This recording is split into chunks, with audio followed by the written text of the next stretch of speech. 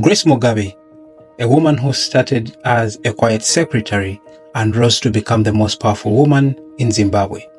But with power came drama, scandals, and enemies. This is the story of Dr. Grace Mugabe, the first lady who wanted it all and lost it all.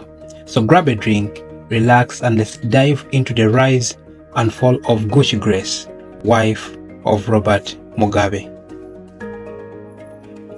Grace Ntombizondwa Marufu was born on July 23, 1965 in Benoni, South Africa.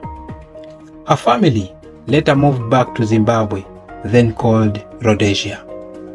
She grew up during a tough time. Racial inequality, colonial rule, and civil unrest were everywhere. But Grace was so focused. She finished school and started working as a secretary in the 1980s, not just anywhere, but in the office of President Robert Mugabe. While working in the president's office, Grace caught the attention of Robert Mugabe. At the time, Mugabe was married to Sally Mugabe, a beloved First Lady known for her grace and charity work. Behind the scenes, Mugabe and Grace began a romantic relationship. They had their first child, Bona, in 1988, while Mugabe was still married to Sally.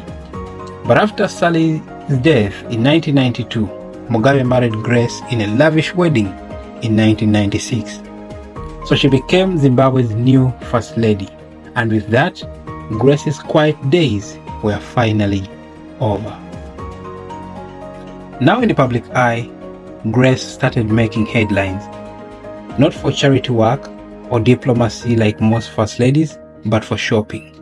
She became famous for luxury spending, Chanel, Louis Vuitton, Gucci. She reportedly spent $120,000 in Paris in just one shopping trip. Well, the media and Zimbabweans started calling her Gucci Grace, and while she enjoyed luxury, the economy at home was collapsing.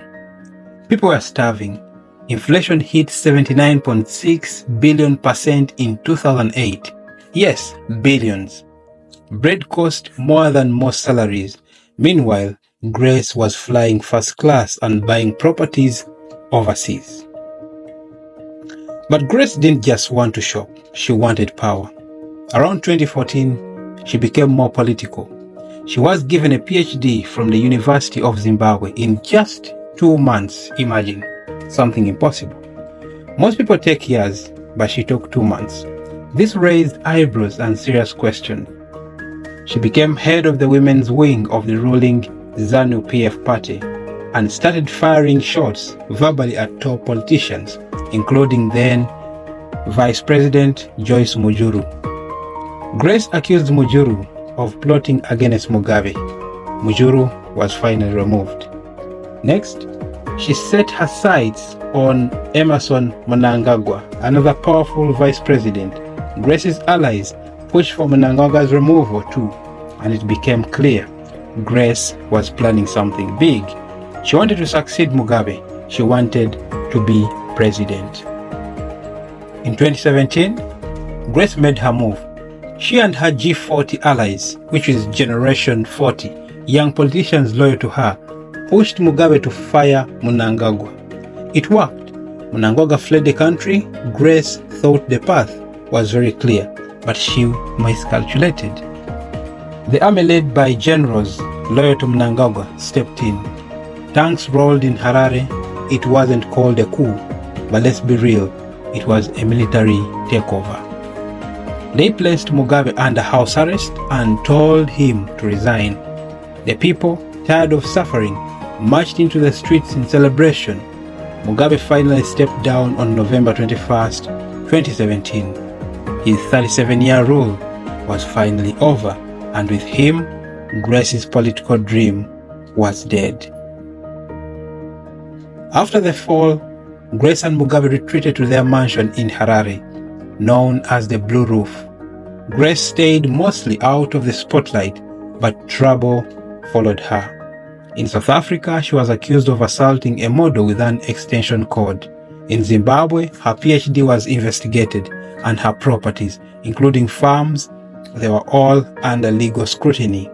Mugabe died in 2019 at the age of 95, and at his funeral, Grace sat quietly, a powerful woman now surrounded by silence. Today, Grace Mugabe lives a quiet life. She is rarely seen in public. The woman who once wanted to lead Zimbabwe now stays hidden behind high walls. She still owns several properties, and rumors say she's trying to protect her wealth and legacy. But in the eyes of many Zimbabweans, she represents greed, corruption, and ambition gone wrong. Some say she was a victim of power games. Others say she was the mastermind behind her husband's downfall. Well, Grace Mugabe's story is a modern-day political thriller. From secretary to first lady, from luxury to loss, from power to silence. She tried to take the crown but ended up losing everything. Was she a smart strategist or just a symbol of excess? Let us know what you think in the comment sections. And if you enjoyed this video, hit like, subscribe and ring that notification bell for more deep dives in history, power, and the people behind the headlines.